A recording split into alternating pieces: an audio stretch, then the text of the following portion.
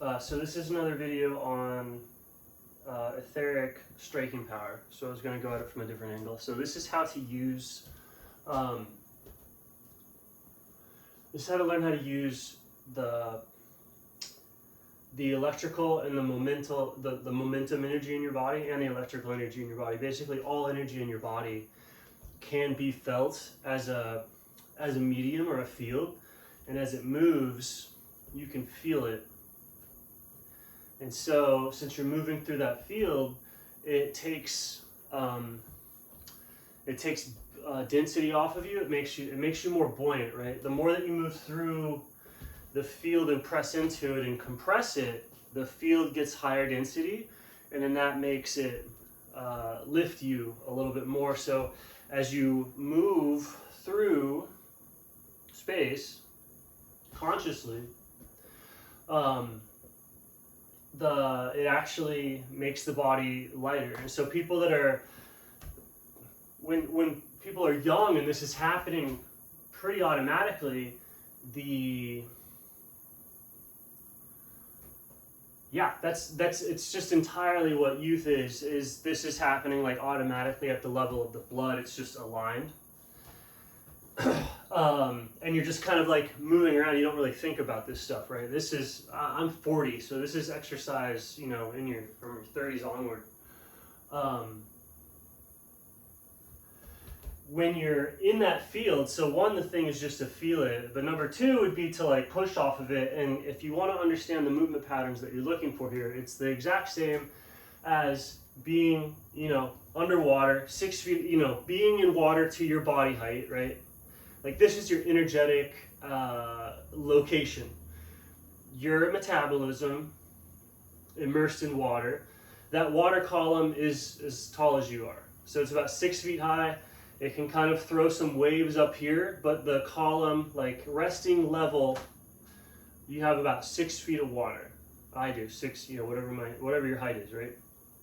So you're in that, the metabolism, the breath, the life force is in that, and you move that breath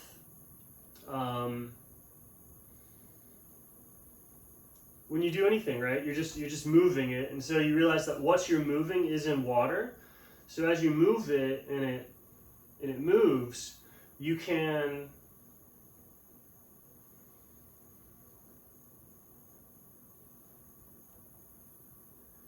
swim. So you can do that like focusing on the hands or the legs, or just try and get the whole thing going. And if it gets going enough, become very light and agile and mobile. And when you're in that field, if you wanted to throw a punch that way, right? Like you're not going to be fighting and into martial arts like the same way that people who are not in the field fight. Like people with that type of insecurity, they go for those big waves, and they fight hard. But the motivation is entirely different, because like you're not. If you're doing this, you're not fighting. Like if you're doing this, you're not fighting anything at the time. So it's being moved by the field. And the more people do this, the smoother, more coordinated their movements are. This is all that dancers feel. Like when somebody figures out dancing, they figure out how to feel this to a greater and greater degree, just like a musician learns pitch. So the thing that I'm talking about, it's what dancers listen to, and it's analogous to a musician like listening to notes or pitch, or like a philosopher listening to like the tone or the pitch of ideas. It's a developed thing. Anybody can do it. But the reason that like dancers are so coordinated is just because they genetically and then also via like whatever training you might have fallen into. So you get like very like the difference in kinesthetic sensitivity between a normal person and a dancer or an elite athlete is like just, it's very, very identical to the difference in pitch between like piano players and a normal person, or what's the vision one? But it's like that. So huge range of like strength, obviously, and then huge ways, like different ranges of which people are interacting with their body. So you have people that can like change their body pretty readily. You have people that they don't seem to have any control to go into your body. They can't change it very easily. You know, kind of set. And it's like, well, what influences that stuff, right? So, but anyway, so if you're underwater, or if you're doing this etheric punching thing, you're not fighting, because you just imagine you're submerged. So to do that with any force, you don't have gravity. Like when you're totally submerged, you don't weigh as much. Things are lighter. So when you're underwater, if you want to stay put,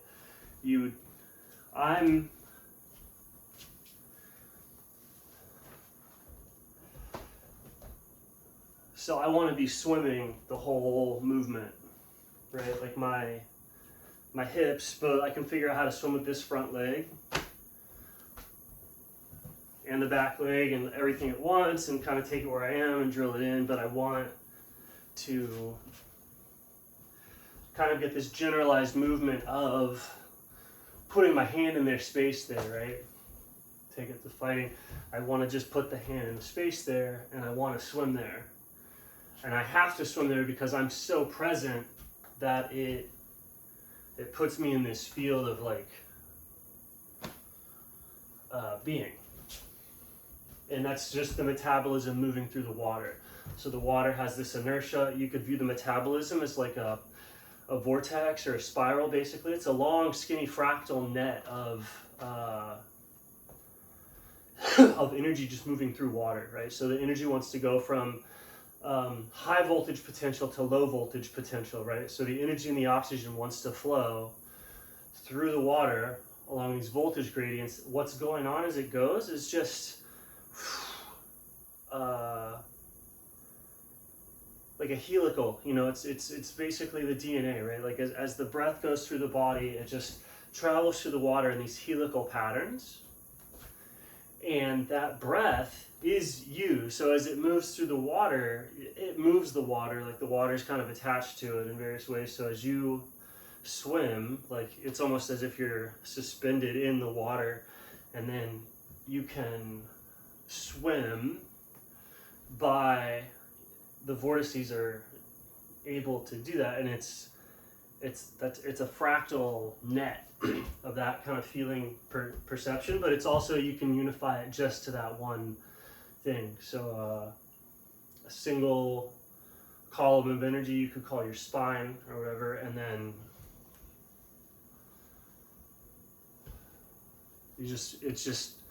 it's the whole thing's going. So you just keep it open, and then other than that, it's swimming, like it's in a field.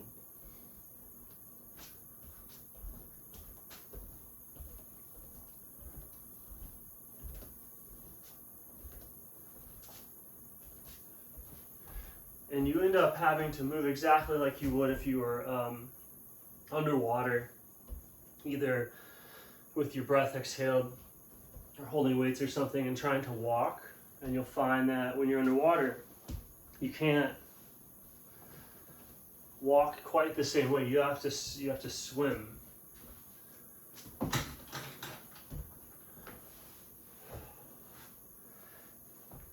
So it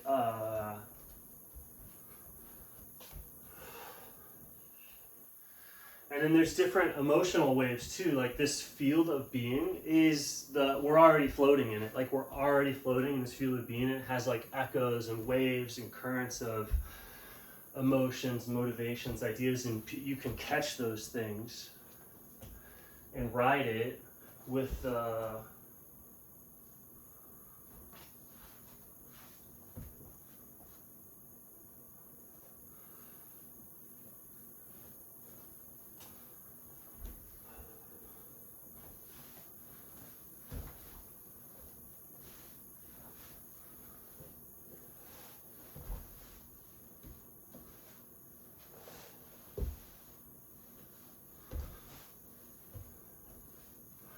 so just imagine like a cord with limbs coming off of it, because that's kind of what the central nervous system is. Like the central nervous system is like a great place to look for this because it's what it is bathed in.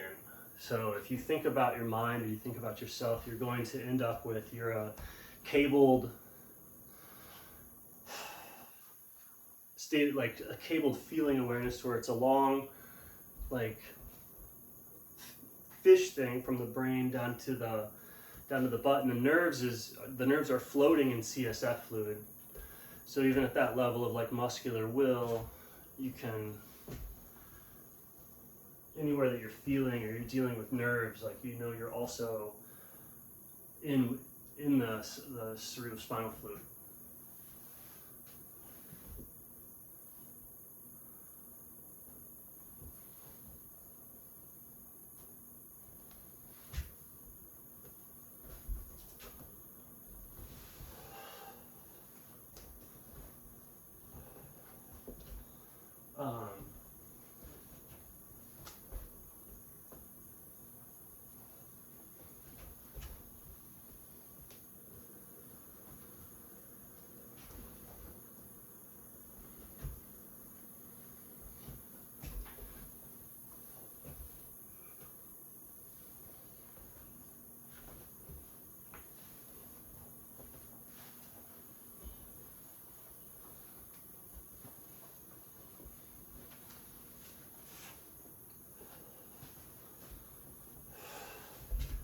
So movement, you can kind of feel if you're doing a movement like in a way that's like helpful by just having the feeling awareness of the nerves moving through water.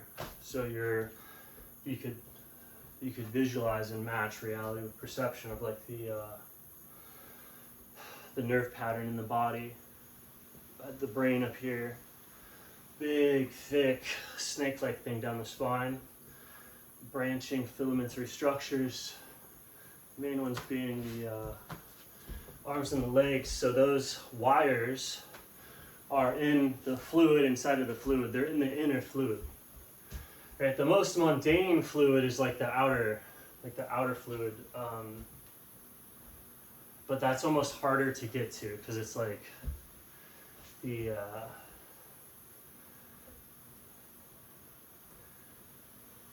seeing matter as consciousness or interacting with it, it's easy at the central nervous system.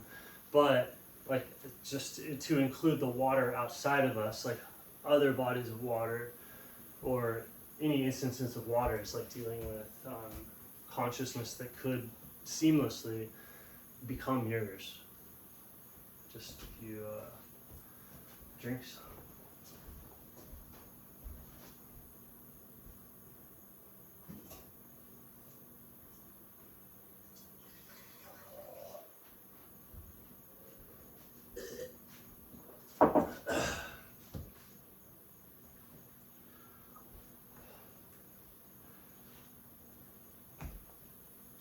And so I don't have to move very far to get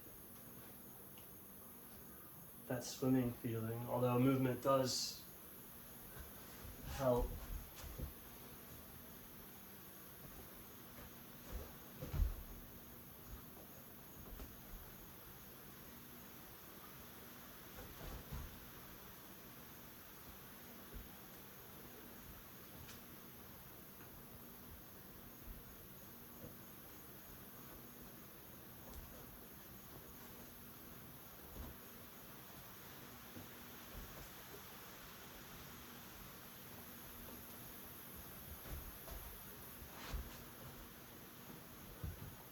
But ultimately, like, you know that all of the perception is happening in the body. So when you move your body, you're moving a medium that contains this entire world. And the perception of this entire world stays stable as you move your body through space. But if you pay attention, you can feel it in the background of all things, like especially as you move it.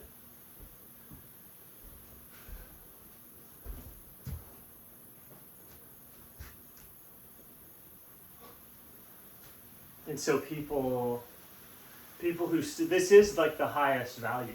Like people who get this or display it or whatever are the professional athletes. Like the people that make the most money were the people that at the most basic level displayed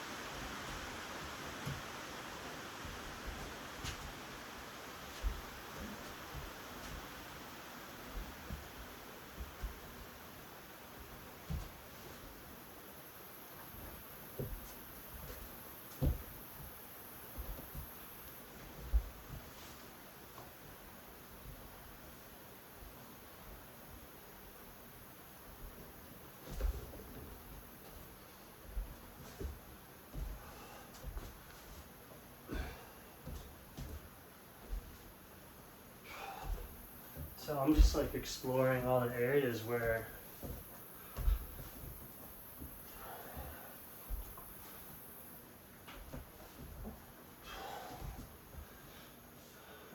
not.